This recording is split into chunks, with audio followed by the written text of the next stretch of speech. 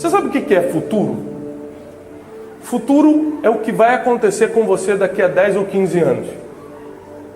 Muitos de vocês estão plantando coisas e estão preparando um futuro de paz, um futuro de prosperidade, um futuro de bênção.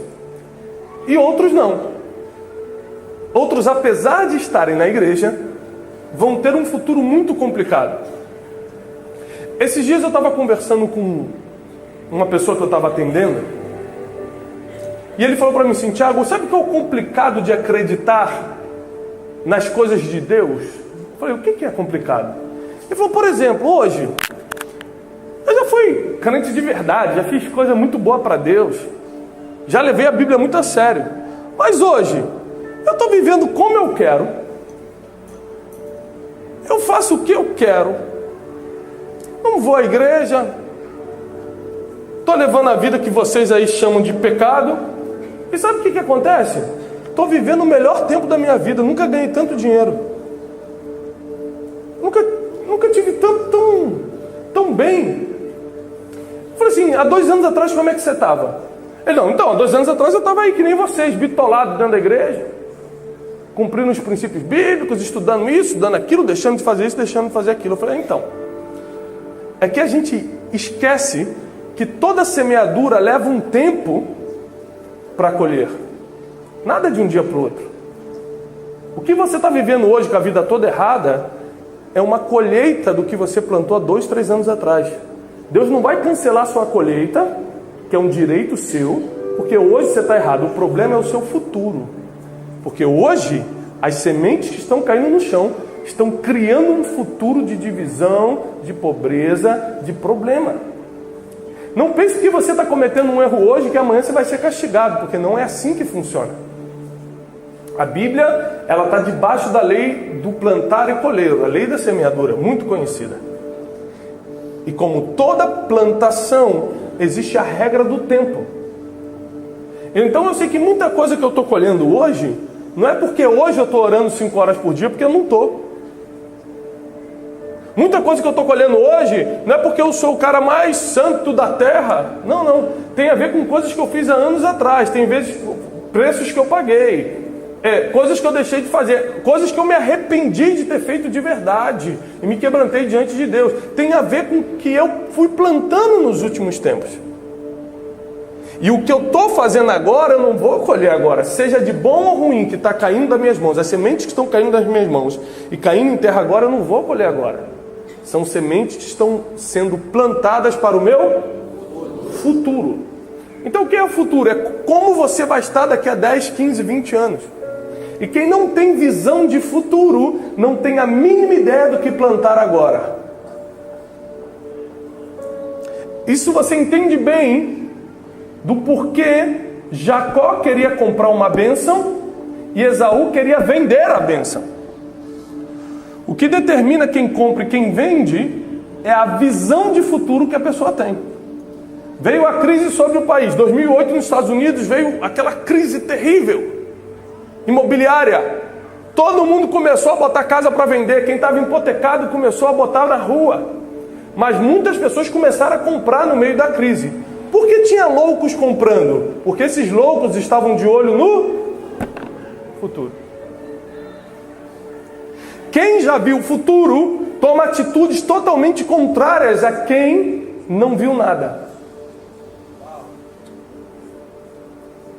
Porque se você volta de 30 anos no futuro para hoje, você agiria completamente diferente como está agindo agora. Inclusive emocionalmente, você já não ficaria nervosinho com algumas coisas.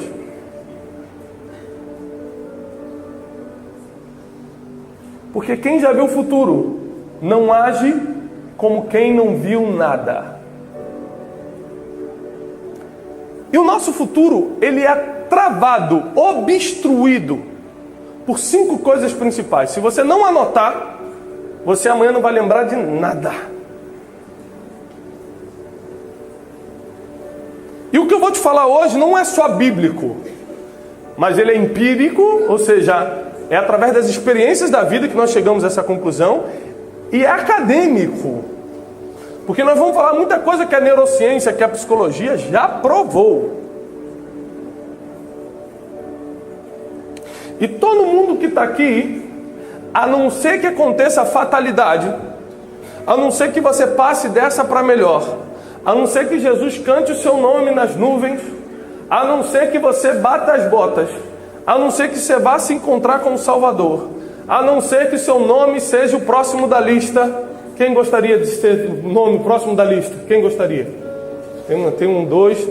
Amém, Senhor. Já pode levar os 3, Senhor. Pode. Passe eles na frente, Senhor, dessa lista. Eles pediram, Pai. Só deixa a senha do banco no final, irmãos, por favor. A gente poder.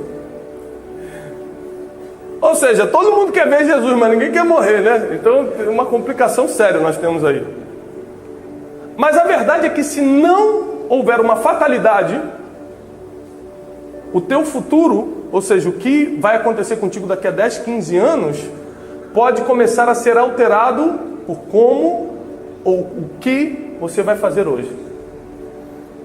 Então, se a gente excluir o fator morte da palavra de hoje, você pode começar a alterar toda a sua história futura agora. Porque a única coisa que você não pode prever é se você vai morrer amanhã, ou daqui a 30 anos, ou daqui a 50 anos. Isso você não consegue prever. Fora isso, se você vai estar bem financeiramente ou não, se a tua família vai estar junta ou não, se você vai ser um homem próspero ou um homem que passa vergonha nas finanças, se você vai ser uma mulher fiel ou uma mulher que é podridão nos ossos do seu marido, tudo isso já depende das escolhas que faremos hoje, das sementes que jogaremos na terra a partir de hoje. E existem 5 coisas que travam completamente o ser humano. E hoje, se eu pudesse dar um nome dessa palavra do primeiro dia da série, seria identificação. É o nome da série de hoje, da palavra de hoje. Você precisa identificar o que pode estar travando o seu futuro, porque com certeza é uma dessas 5 coisas.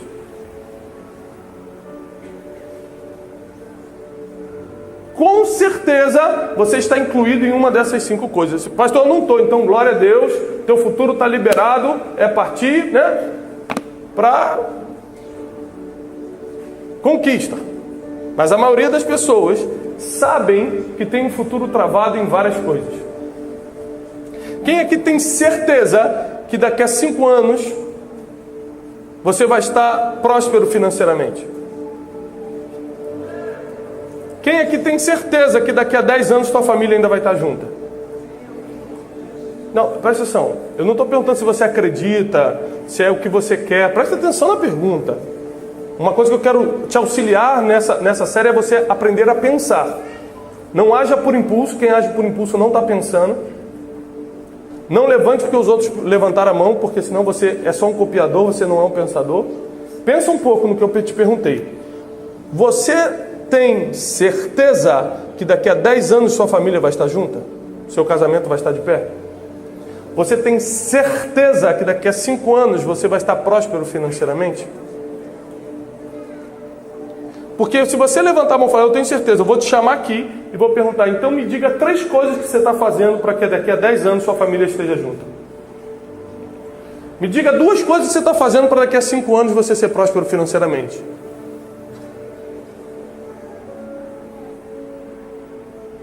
Essa certeza só vem com coisas palpáveis. Transferir para Deus não vai valer. Ah, Deus sabe de todas essas coisas. O que Deus mandar é o melhor. Mas eu quero te provar biblicamente que os heróis da fé não tiveram esse pensamento que você teve, não. Ou tem, ou um dia teve. Deus colocou o poder da decisão nas nossas mãos, da escolha, para que a gente pudesse construir, segundo a vontade dele, o nosso futuro. Só que quando você começa uma construção, sempre vem as obstruções, os impedimentos, as coisas que travam a obra. Quando o senhor estava construindo isso aqui, o senhor lembra de pelo menos um fato que travou a obra um dia, ou 2, ou uma semana? Aconteceu alguma coisa que travou? Faltou alguma coisa? Veio alguma coisa da justiça? Uma permissão que ficou faltando? Uma tinta acabou? Um pedreiro faltou? Teve alguma coisa que travou pelo menos um dia a obra? Teve, né? Porque toda vez que você está construindo alguma coisa, os entraves aparecem. Pastores que estão aqui, quando vocês começarem a construir o reino de Deus dentro da sua igreja, que a sua igreja é algo físico, a gente vai falar sobre isso na conferência, vai explodir um pouco a sua mente, mas depois vai voltar para o lugar. Mas quando você começar a construir o reino dentro daquilo que você faz, seja igreja, você que é empresário da sua empresa, as primeiras coisas que vão aparecer são entraves. Travas que aparecem para impedir que você abra as portas certas. Onde é que você bota a trava? Nas portas que guardam algo precioso.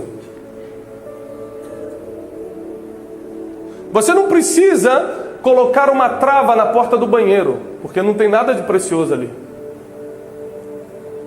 Mas talvez na porta do closet, onde você guarda o cofre da sua casa, vai ter uma trava, porque onde tem trava, depois daquela porta tem algo. É por isso que nós precisamos destravar o nosso futuro, porque atrás dessa porta que nós vamos abrir nesses 3 dias, tem algo precioso te esperando. Tem um tesouro atrás disso.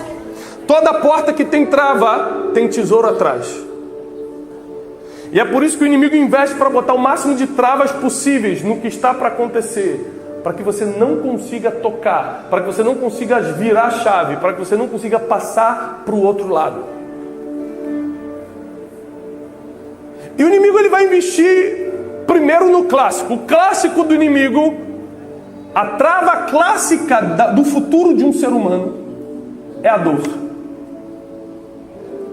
O inimigo investe muito na dor, mas essa é a clássica dele. Ele tem todo um projeto, ele não tem pressa, então ele começa a investir desde a tua infância para que as dores virem traumas e os traumas paralisem completamente o teu futuro. Então ele coloca alguém para te tocar sexualmente na infância. Ele faz um pai sair de casa, te abandonar e você crescer sem a figura paterna. E tudo isso vai gerando ódio, vai gerando abandono. Ele faz com que quem você mais confiasse, o mais confiava, te abandonasse, te deixasse, te traísse, desse as costas para você. Ele vai semeando dores. E no conjunto das dores formam-se traumas. E os traumas são travas que impedem você passar a porta para o futuro. Cada um de vocês aqui tem uma dor para contar. Cada um de vocês aqui tem uma traição que pode ser compartilhada. Cada um de vocês que está aqui perdeu alguém ou algo. Cada um de vocês aqui já teve uma frustração terrível na vida.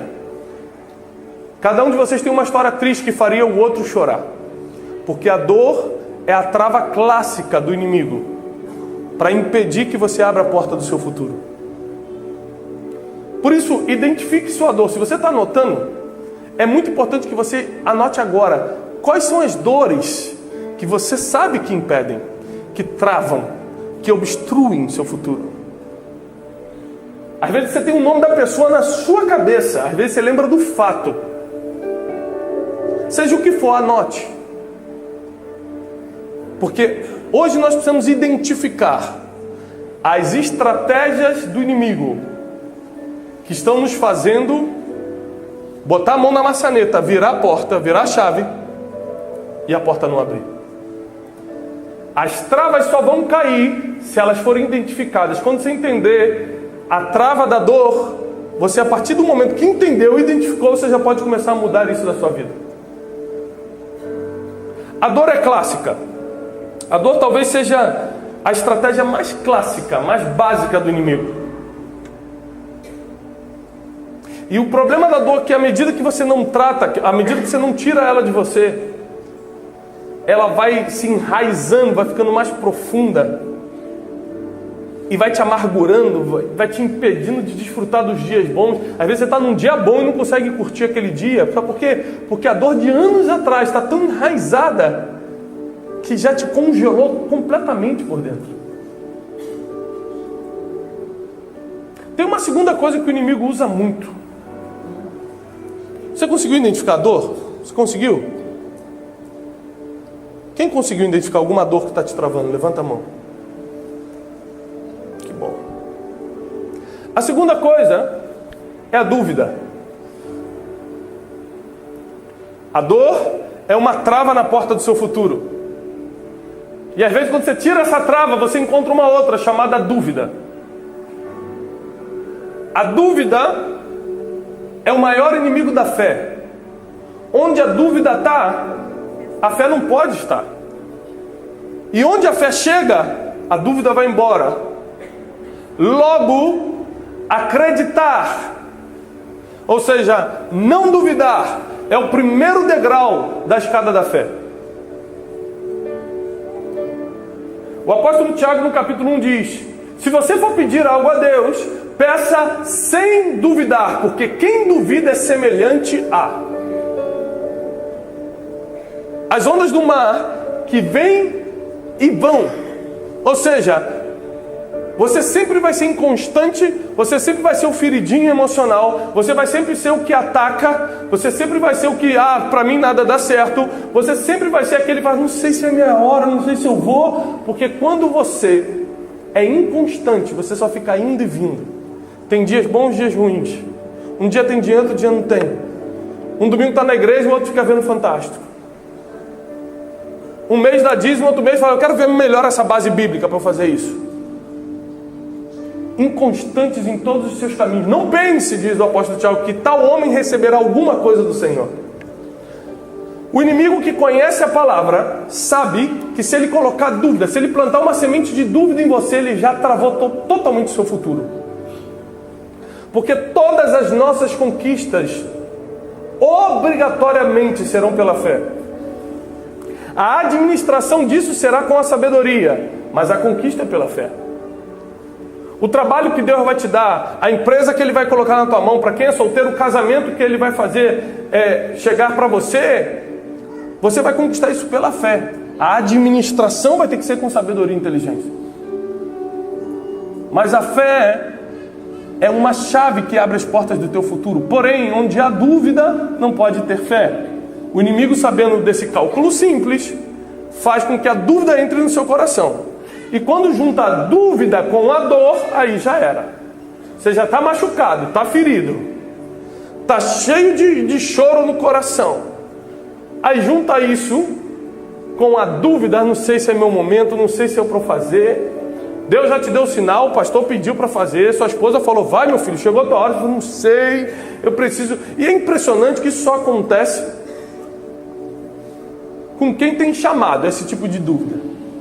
Com quem tem um futuro realmente brilhante.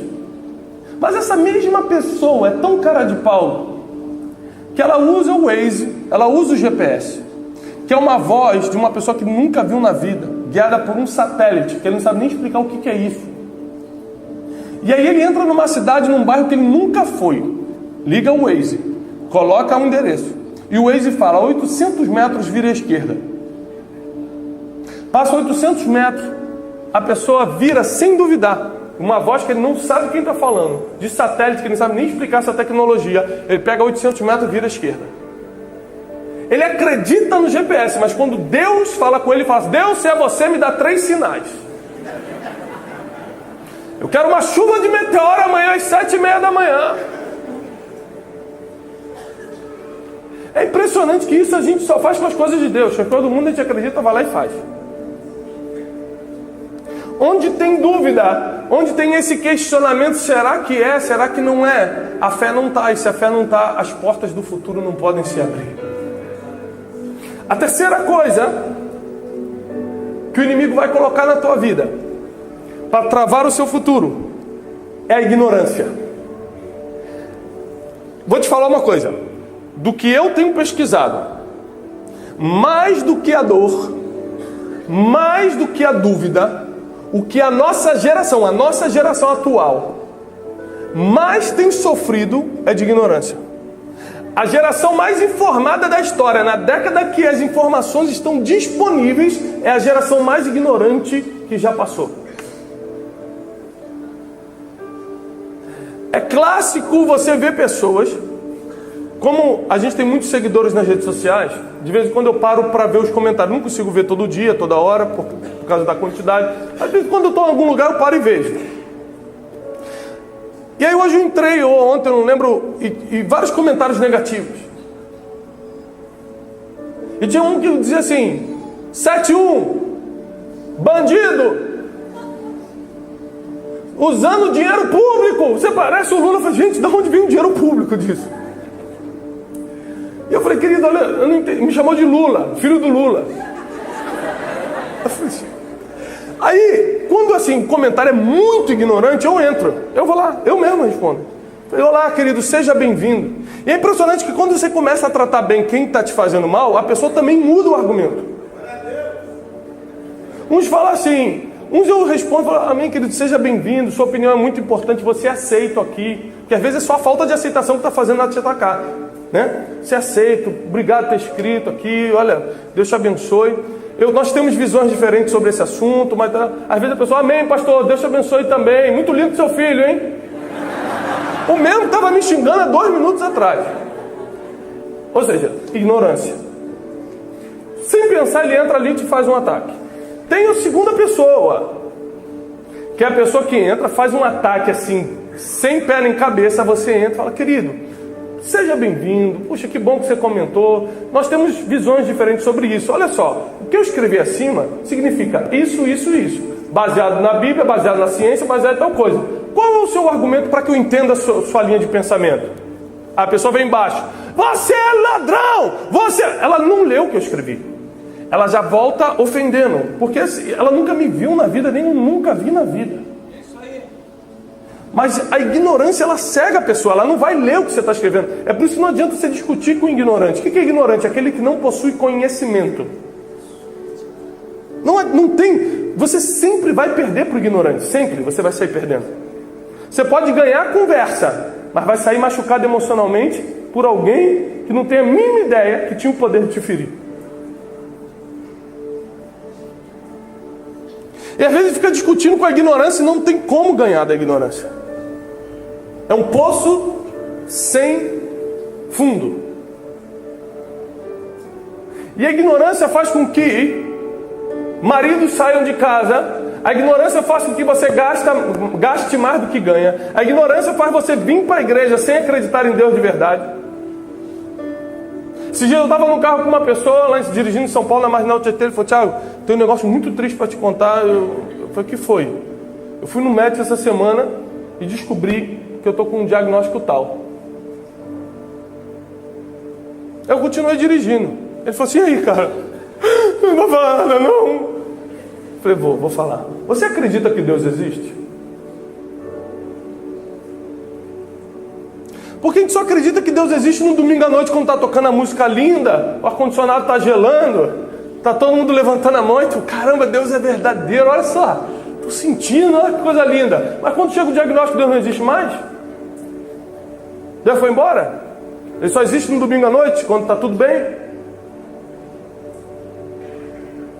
E eu falei para ele, querido, não deixe a ignorância tomar sua cabeça por causa de uma notícia. Eu posso te dar 1000 exemplos na Bíblia de pessoas que receberam notícias piores do que essa e mantiveram o equilíbrio, sabendo a quem estavam servindo. A ignorância sempre vai tentar te cegar, principalmente nos dias que você tem que estar com os olhos abertos.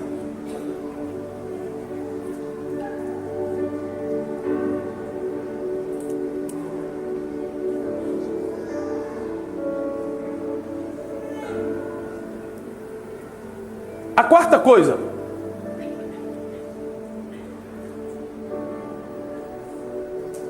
e essa quarta coisa, ela é a mais forte e é a base bíblica que nós vamos usar para hoje à noite. É o desequilíbrio emocional.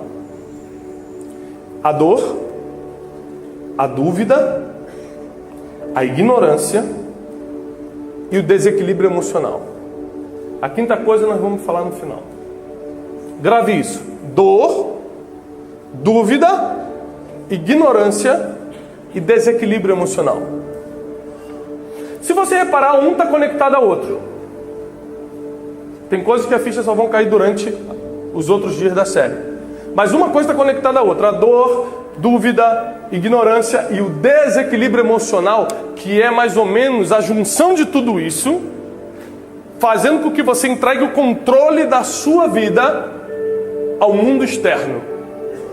O que é o desequilíbrio emocional? O desequilíbrio emocional é quando você perdeu a liderança interior e qualquer coisa externa tem o poder de te tocar, de te ferir, de te desequilibrar.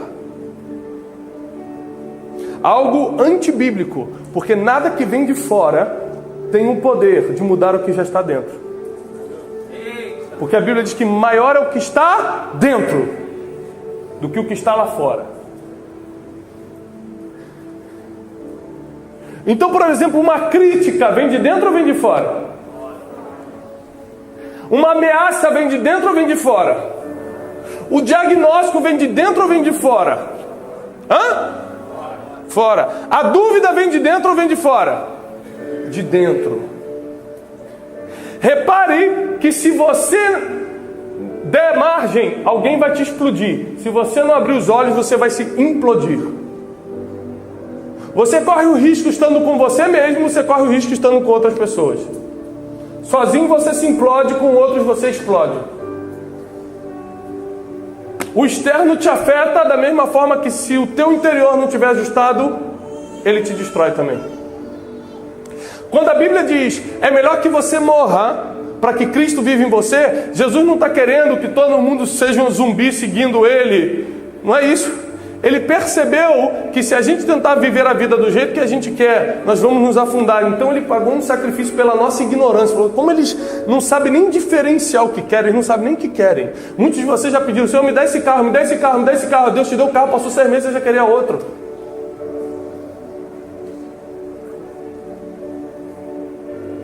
Não sabe nem o que quer. Como ele já sabia, ele pagou um preço pela sua ignorância, mandou Jesus Cristo na cruz para que ele pagasse todo o preço por você. E se você morrer com ele na cruz, você também será ressuscitado com ele.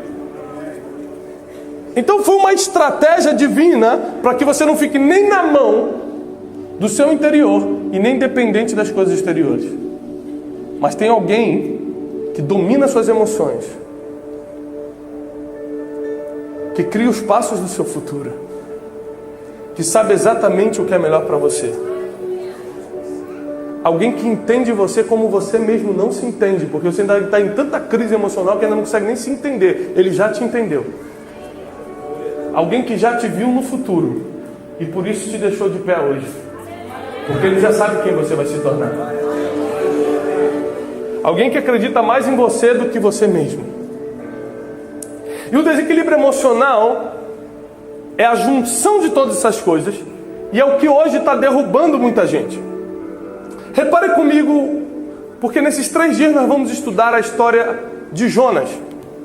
O profeta Jonas. Vocês conhecem a história dele por causa da famosa história do grande peixe, que a gente chama de baleia, que engoliu Jonas. A gente fala da desobediência de Jonas. A gente fala da falta de fé de Jonas. A gente fala tanta coisa que é indevida em relação a Jonas. Porque eu vou te falar uma coisa. Na Bíblia, não tem registro de um homem que tinha uma fé e uma conexão espiritual no nível que Jonas tinha. E eu vou te provar isso. Como é que um homem, que eu estou afirmando que tinha um nível espiritual altíssimo, uma conexão divina diferente de todo mundo, que tinha uma fé sobrenatural, fez o que fez? Vamos começar estudando Jonas de trás para frente. Abra no capítulo 4. Diz assim: com isso, desgostou-se Jonas extremamente e ficou irado. Esse aqui é o profeta do Senhor. Quem aqui já ficou irado? Com raiva? Quem já xingou? Crente? Não, crente. Quando o crente, depois de convertido, xingou mesmo, xingou. Agora, quem já xingou no trânsito? O cara te cortou, você botou, xingou. Depois de crente, levanta, fica de pé, de pé, de pé. Senhor Jesus. Pode sentar. Eu espero que os diáconos tenham tirado foto de todo mundo para a gente no final. A Bíblia diz que ele ficou extremamente desgostoso e irado. Você sabe por que o profeta Jonas estava desgostoso e estava irado? Porque Deus salvou uma cidade. Esse era o motivo. Como Deus salvou Nínive, ele ficou irado Ele ficou extremamente desgostoso. Como é que um profeta pode ficar desgostoso por um bem que Deus faz?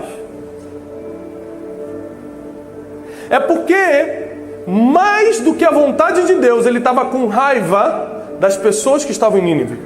Porque quando você é desequilibrado emocionalmente, você coloca a tua raiva, as tuas emoções, teu ódio, teus sentimentos, o eu quero, na frente da vontade de Deus, ainda que seja ungido o profeta. Ainda que você tenha um grande ministério, ainda que você tenha um grande chamado, ainda que Deus tenha confiado coisas muito grandes nas tuas mãos, ainda que você tenha habilidades que poucos têm, ainda que você tenha um dom que não vai ser retirado, você estando em pecado ou não, porque os dons são irrevogáveis, ainda que você tenha tudo isso, ainda que Deus confie revelações a você, você pode estragar tudo pelo desequilíbrio emocional. Porque você sempre, como bom desequilibrado emocionalmente, colocará suas emoções na frente das decisões divinas. Você vai preferir escutar a voz do eu do que a voz do Espírito Santo. Você vai confundir o que é raiva, o que é ira, com uma palavra profética. Você não vai saber distinguir mais as coisas. E Jonas orou ao Senhor, versículo 2, e disse: Ah, Senhor, mas não foi isso que eu te disse, estando eu ainda na minha terra. Por isso eu me adiantei fugindo para Tarsis, pois eu sabia que você é um Deus clemente, misericordioso, tardio em irar-se, grande em benignidade, e que te arrependes do mal. Peço-te, pois, ó Senhor, tira-me a vida, porque para mim é melhor morrer do que viver. Quem entende só um pouquinho de psiquiatria aqui me diz: qual é o quadro que você tem que estar, clinicamente falando, para pedir a morte? Depressão é o mínimo, é o estágio 1. A depressão, ela desencadeia um desejo de morte, ainda que seja inconsciente. Às vezes você não quer morrer conscientemente, mas você começa a sentir o espírito de morte. Quem está entendendo o que eu estou falando? E quando você não trata uma depressão, por exemplo, o quadro clínico vai se agravando.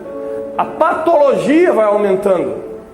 Eu conheço muitos líderes no Brasil, vai ser um dos assuntos que a gente vai tratar também na conferência, que são grandes homens de Deus, mas claramente, patologicamente falando, tem problemas psiquiátricos seríssimos. O problema dele não é espiritual, ele realmente é um homem de Deus, ele realmente escuta a voz de Deus, não é o diabo que não, é Deus que usa ele, só que ele tem uma doença psiquiátrica. E da mesma forma que você pode ter uma válvula, um problema no coração e continuar pregando, você pode ter um problema psiquiátrico e continuar pregando normalmente. O problema é que o problema no coração machuca só você, o problema psiquiátrico machuca todo mundo que está debaixo de você. Jonas aqui revela que ele tinha patologias clínicas, porque as emoções dele estavam tão afloradas que ele estava com raiva de Deus, porque Deus salvou um povo que ele queria que morresse. Mas repare que o capítulo 4, nós estamos começando a estudar de trás para frente. Amanhã a gente vai começar no capítulo 1. Deus vai sentar como Deus bom, paciente, amoroso que Ele é, e vai fazer uma sessão de psicologia com Jonas. Vai ser claramente isso, você vai ver. Porque Deus é misericordioso. Realmente Ele é tardio em irar-se. Se fosse eu, se fosse você, já estava dando uma surra em Jonas. Seu ingrato, eu te uso como profeta, você é ninguém, rapaz. Te boto para profetizar na nação, te dou uma missão importante, você tinha que fazer essa vergonha. A gente já estava dando surra, botando ele no tronco. Deus não, Deus vê todo o erro, vê toda a ignorância. Senta do lado dele e fala: Jonas, é por isso que nós só podemos servir a Deus mesmo. Porque diante de todos os nossos erros, é o único que vai continuar do nosso lado, chamando a gente pelo nome com mansidão. Tiago, todos os outros vão nos apedrejar, todos os outros vão nos julgar, ninguém vai dar a chance que Ele nos dá. Sabe por quê? Porque Deus não trabalha com sistema de chances. Ele só te mergulha no mar da graça e pronto.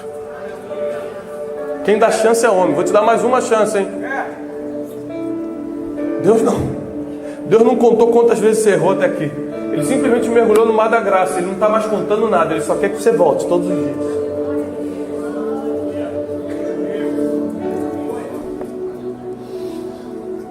Peço-te, Senhor, tira a minha vida. E Jonas pede para Deus, olha só, aqui ele está falando sério, ele sabe com quem ele está falando. Ele não está falando com o amiguinho da esquina, ele era profeta. Ele escutava a voz de Deus. Naquela época, ser profeta em Israel não era coisa para qualquer um, não, irmão. Jonas tinha uma conexão espiritual diferente. Jonas escutava o que poucos escutavam. Ele sabia exatamente com quem estava falando. Ele vira para Deus e fala: tira minha vida, pode levar, pode me matar. Porque para mim é melhor morrer do que viver. Ele não tinha nenhuma doença, não descobriu que estava com câncer, não perdeu um filho tragicamente, nada. Só Deus salvou uma cidade que ele teria que morrer, só isso. Ele se desequilibrou e entrou nesse nível de discussão com Deus. Versículo 4. E disse o Senhor: Jonas, é razoável esta sua ira? Essa aqui já é uma pergunta para começar a desmontar ele. Vai começar uma sessão de psicologia divina aqui. Falou: Jonas, vamos lá. Você quer morrer, né, meu filho? Quero. É razoável essa tua raiva?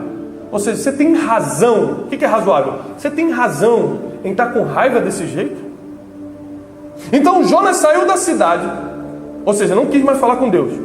Saiu da cidade, assentou-se ao oriente da mesma. Ali fez uma enramada, repousou debaixo dela à sombra, até ver o que iria de acontecer à cidade. Então o Senhor fez nascer uma planta que subiu por cima de Jonas, para que fizesse sombra sobre sua cabeça, a fim de o livrar do desconforto do sol. Jonas, pois, se alegrou em extremo por causa da planta. Aqui mostra que ele era doente de verdade. O cara 2 versículos antes, está falando: me mata! Aí vê uma planta, gente, que maravilha de Deus! E a Bíblia diz que ele se alegrou em extremo. Presta atenção, a Bíblia usa a palavra, ele ficou irado em extremo e ficou alegre em... Qual é o nome disso na psiquiatria? Bipolaridade. Ainda bem que você já está entendendo. Ele extremamente triste num dia, extremamente feliz no outro dia. Era profeta, era homem de Deus, tinha uma missão divina para aquela geração e era bipolar. Igualzinho seu marido. Olha Deus falando aí. Acorda um dia bem, outro dia acorda o cavalo. Sai daqui! Você nunca sabe como o bicho vai estar. Tem crente, mulher, esposas crentes, faz até o sinal da cruz antes de falar com o marido. Oh, meu Deus, benze esse homem, faz um negócio.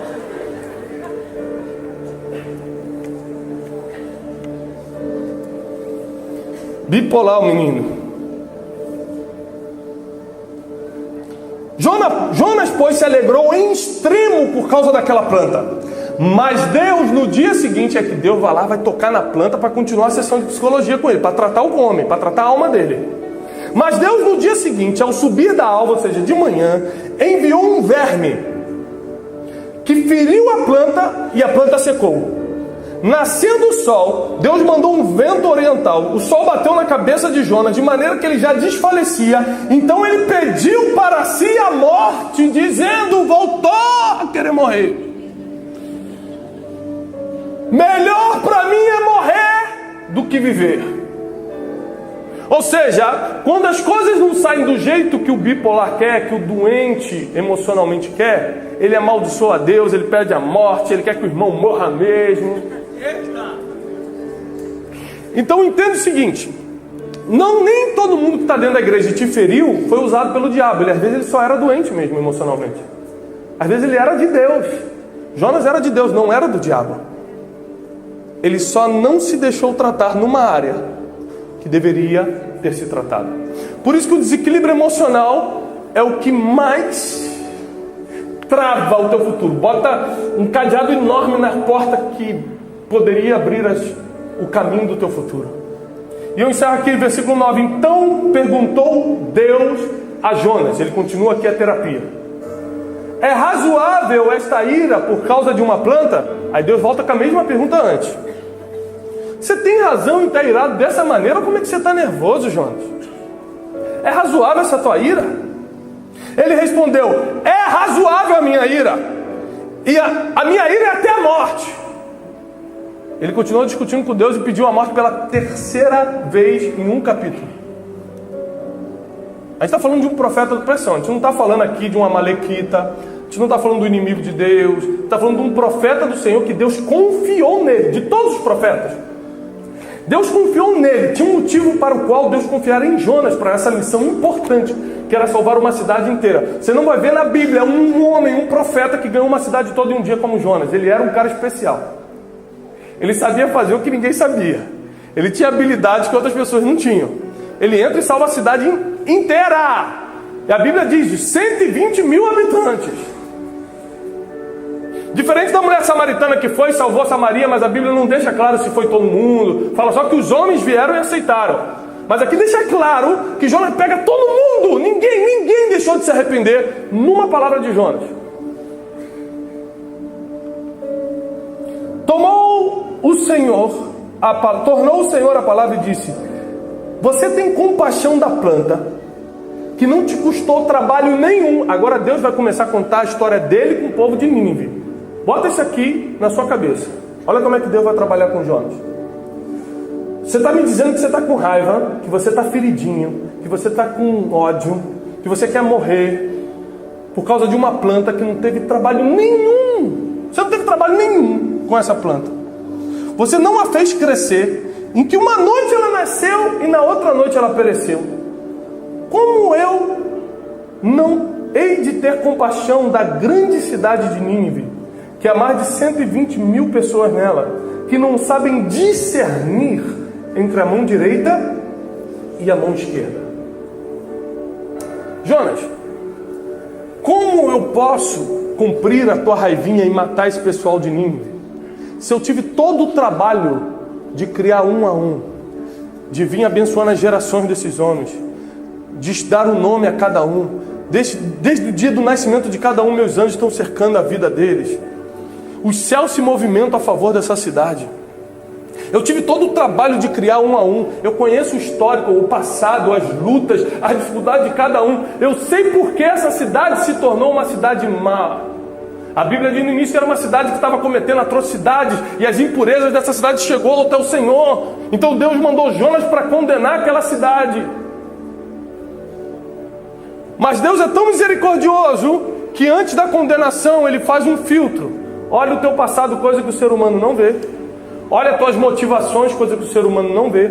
Olha o teu coração, coisa que o ser humano não vê. Entende o porquê você está fazendo o que está fazendo, coisa que o ser humano não quer saber o porquê você está fazendo o que está fazendo. Ele fala, é verdade. A ignorância. Quando a Bíblia diz assim, ó, ele não sabe discernir a mão esquerda da direita, está falando que eles são um bando de ignorantes. Quando Jesus estava na cruz e todo mundo começou a caçoar, mas ele é o Filho de Deus. Aí vem um e pega a lança, pá, rasga o lado de Jesus. Aí Jesus olha para o céu, o que ele fala? Pai, desconsidera o que eles estão fazendo. Por favor, não olha para isso aqui não. Pai, perdoa eles. Eles não têm a mínima ideia do que estão fazendo. Pai, perdoa, eles não sabem o que fazem. É uma geração de ignorantes. Eu vim para dar vida para eles. Eu vim para que o casamento deles continuasse de pé. Eu vim para que o filho não morresse nas drogas. Eu vim para que ele tivesse direito à vida eterna. E eles estão me ferindo, eles estão me crucificando. Eles não têm a mínima ideia do que estão fazendo. Como eu vou poder castigar? Como eu vou poder julgar pessoas que não têm a mínima ideia do que estão fazendo? Pessoas que passaram por dores, pessoas que andaram na dúvida, pessoas que estão na ignorância e pessoas desequilibradas emocionalmente. Qual futuro essas pessoas vão ter se eu não agir de misericórdia para com elas? Qual chance que uma pessoa que está debaixo dessa dor, debaixo dessa dúvida, qual é a chance da pessoa que está nessa ignorância, que não sabe discernir o que é a mão esquerda, o que é a mão direita? Qual é a chance desse desequilibrado emocional abrir as portas do futuro se eu não tiver misericórdia primeiro dele?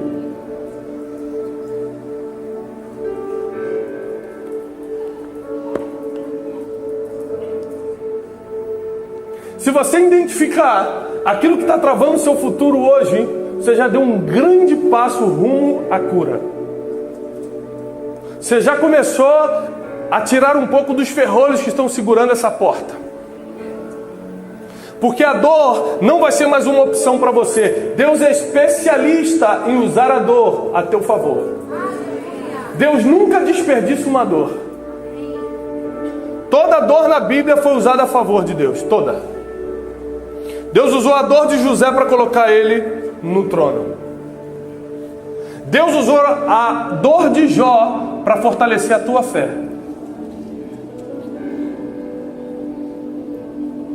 Não tem nenhuma explicação do porquê Jó passou pelo que passou, a não ser que se ele só fosse um homem rico, só fosse um homem bem sucedido, ele não entraria na Bíblia. Ele só entrou na Bíblia porque ele passou pela sua dor e venceu. Tem gente que só sofreu para poder entrar na história e virar referência para você, para que você não tenha que passar pela mesma dor. Chegou um tempo, querido, que a dor não vai mais travar as portas do nosso futuro, que a dúvida não vai mais travar o nosso futuro, que a ignorância não vai fazer mais parte das opções, e que o desequilíbrio emocional vai começar a ir embora, porque ele não vai mais impedir o que Deus tem para fazer na minha vida. Muitos de vocês que estão aqui já receberam um chamado de Deus. Quem está aqui já recebeu uma palavra profética, tem uma palavra de Deus, de alguma forma, um sonho, alguma coisa que você tem certeza que Deus vai te usar no futuro. Levanta a mão, você que tem certeza. Você tem uma palavra de Deus, você tem uma promessa. Levanta a mão. Olha quantas pessoas têm uma promessa. Agora abaixa a mão. De todo mundo que levantou, quem já está vivendo a promessa? Levanta a mão. Menos de um terço levantou a mão. Ou seja, a maioria das pessoas tem uma promessa e não estão vivendo. Receberam uma palavra para o futuro, mas não consegue abrir essa porta, porque a dor está paralisando, a dúvida ainda atrasa, a ignorância não faz você ficar perdido no meio do caminho, e o desequilíbrio emocional faz você preferir suas emoções do que a vontade de Deus. Só que meu Deus é um Deus que reverte maldição em bênção. Ele pega o erro de Jonas. Jonas está lá no fundo da baleia, lá na barriga da baleia. Nós vamos falar disso amanhã, do processo que toda pessoa tem que passar, inevitavelmente. Ali foi um erro de Jonas. Jonas comete um erro, cai, é jogado no mar. O grande, eu estou chamando de baleia, né? Mas biblicamente é um grande peixe. Só estou falando de baleia para a gente entender, para os teólogos que estão aqui. O grande peixe pega Jonas, ele fica 3 dias na barriga do peixe. Me responde uma coisa: onde esse grande peixe vai vomitar Jonas? Quem lembra?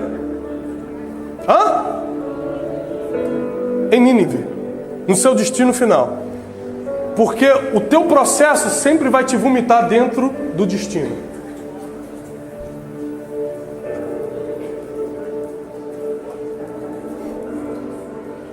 Você não saberia chegar no seu destino final se não passasse pelo processo. Mas tem mais, tem mais. Deus reverte maldição em? Ali dentro da barriga ele estava em?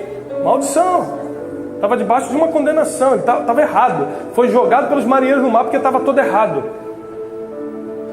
Mas a Bíblia diz que ele ganhou a cidade em um dia. Como é que uma cidade inteira se converte pela pregação de um homem? Lembre-se, não foi um homem que chegou num barco, descendo e falando, arrependei-vos. Foi um homem que chegou uma baleia, na beira do mar. Todo mundo começou a se aproximar e falou, uma baleia? O que é isso, esse grande peixe? Você viu quando a baleia para aqui na praia, todo mundo vai ver? Vem câmera, vem fotógrafo, vem globo, vem todo mundo, de repente a baleia, bum, bota Jonas para fora e ele, arrependei-vos, porque está chegando o reino de Deus, arrependei-vos, está chegando a hora. E a Bíblia diz que todo mundo começou a chorar, rasgar a roupa e pedir perdão, porque Deus usou aquela maldição para transformar ele num fenômeno, em algo sobrenatural, que sai de dentro de uma baleia e começa a pregar. O teu processo vai te vomitar no teu destino e você vai chegar lá de forma sobrenatural. Não vai ser normal, não vai ser comum. Você não vai mais ficar travado por esse medo. Você não vai mais ficar travado por causa desse desequilíbrio emocional. Você não vai mais ficar travado pela dúvida ou pela ignorância. Deus está te fazendo identificar, porque hoje vai cair. Hoje vai cair. Nada mais vai impedir que as portas do teu futuro se abram. Nada mais vai impedir que as portas do teu futuro se abram. Deus te trouxe aqui porque Ele tem uma missão para você.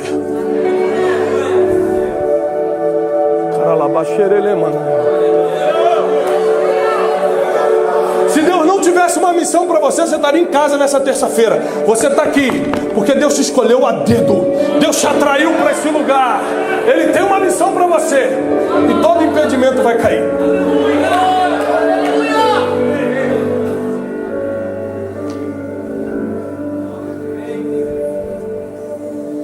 A quinta coisa que trava o futuro de um homem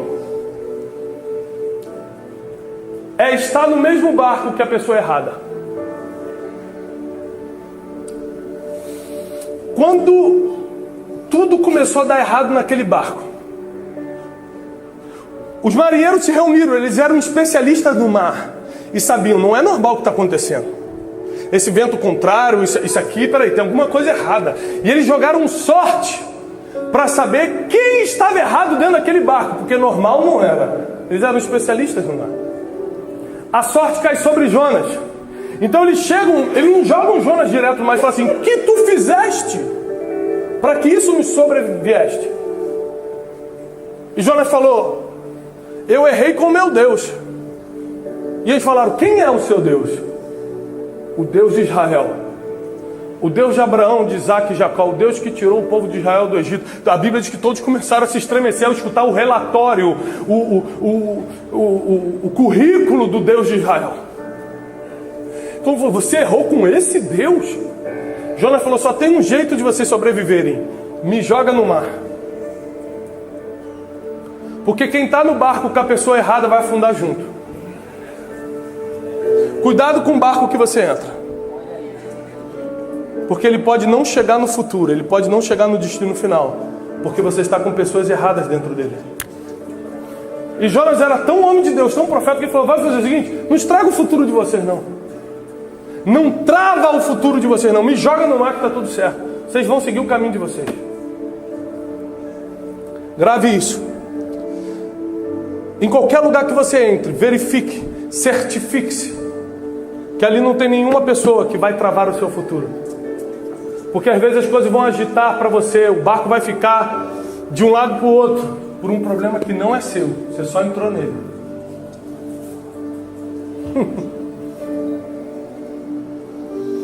Se você entender a palavra de hoje, somente essa primeira palavra, que é identificar onde você está errando, identificar o que está travando o seu futuro, identificar qual é o nome do ferrolho que está impedindo de você abrir essa porta, as coisas já vão começar a mudar. Porque de hoje para amanhã, o Espírito Santo já vai falar muito com você.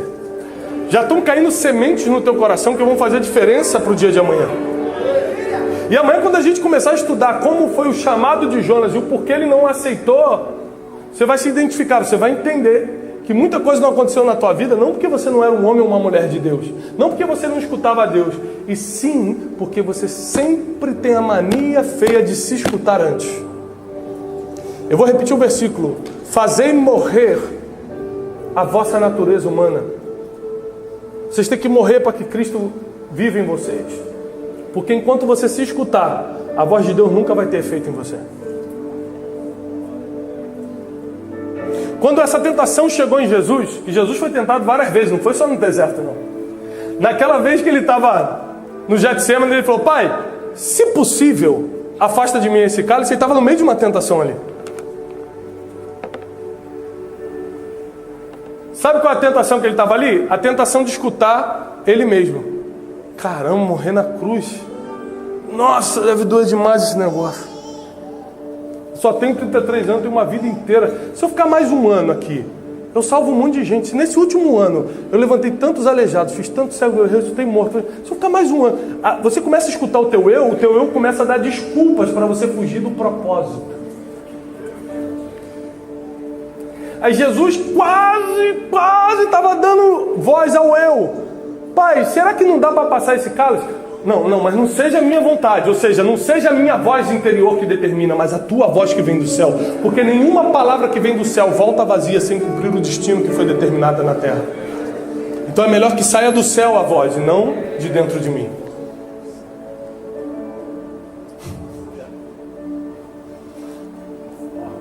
Deus vai tirar essa tendência de querer escutar você primeiro. Nós vamos aprender isso amanhã. Porque isso vai destravar completamente a tua vida. Inclusive, muita coisa na tua vida financeira não anda porque você escuta você antes de escutar quem já viu onde o dinheiro está. É muito forte o que vai acontecer amanhã. Porque Deus já viu onde o dinheiro está. Você não viu, você só está tentando as portas. Deus já sabe em que porta ela está. Só que você está escutando a voz errada. Você escutou a voz do New York Times. Você escutou a voz da Bolsa de Valores, mas não escutou a voz daquele que já viu onde está o dinheiro. Olha aí, ó.